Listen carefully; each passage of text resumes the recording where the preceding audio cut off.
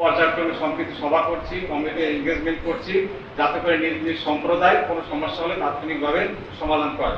দেখেন যে সমস্যাগুলো রয়েছে, কিছু আছে রাজনৈতিক সমস্যা, কিছু আছে সামাজিক সমস্যা, কিছু আছে পারিবারিক ব্যক্তিগত রেশারেশি, নানা রকম সমস্যা রয়েছে।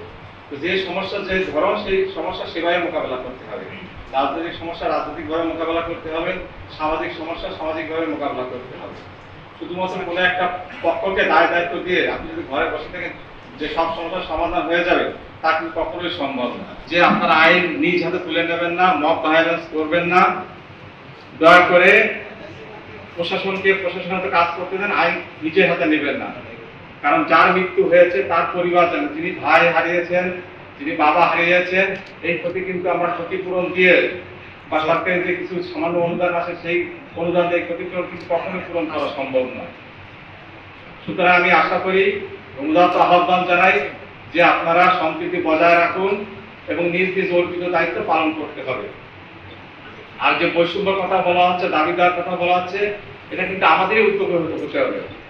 আপনারা জানেন যে অর্থনৈতিক মুক্তি ছাড়া কিন্তু কখনোই কিন্তু সমস্যার সমাধান সম্ভব নয়। পুলিশ সুপার মহোদয় বলে গেলেন যে আমাদের কিন্তু এটা পর্যটন নির্ভর এরিয়া, আমাদের কোনো ভারী কোনো শিল্প কারখানা নেই, এই পর্যটনকে কেন্দ্র করে আমার জীবন জীবিকা চলে আর কি। এই পর্যটক যদি নিরুৎসাহিত হয়, আমাদের পার্বত্য অঞ্চল সম্পর্কে যদি নেগেটিভ নিউজ আসে, তাহলে কিন্তু দেশি বিদেশি পর্যটক আসবে না, আমাদের হোটেল মালিক চলবে না, পরিবহন চলবে না, আস্তে আস্তে কিন্তু আমরাই বঞ্চিত হব।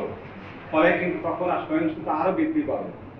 আমাদের দাবি দাওয়া পেশ করতে হবে, সাথে সাথে আমাদের অর্থনৈতিক কর্মকাণ্ড কিন্তু আমাদের সচল রাখতে হবে।